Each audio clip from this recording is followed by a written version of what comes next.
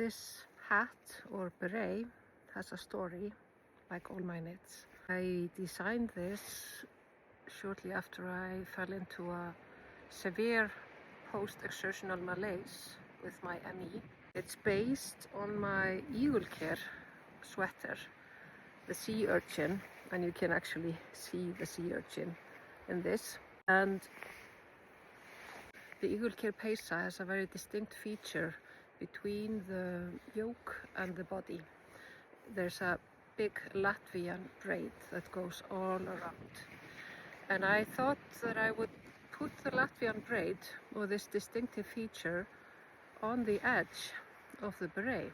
But while I was knitting, I began thinking about a side-lying I-cord for some reason.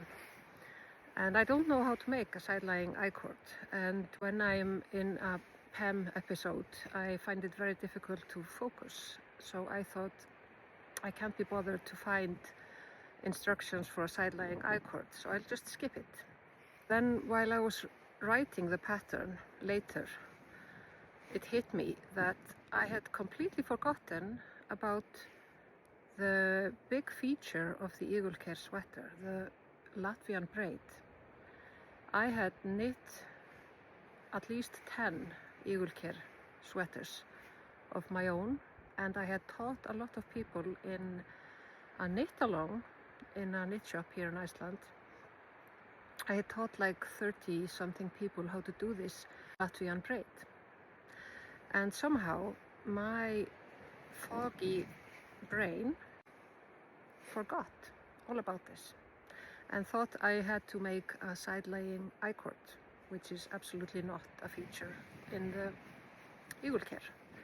So the story is a bit scary, because how can you forget something you created yourself and that you've made lots of times and even taught other people and explained to a lot of other people?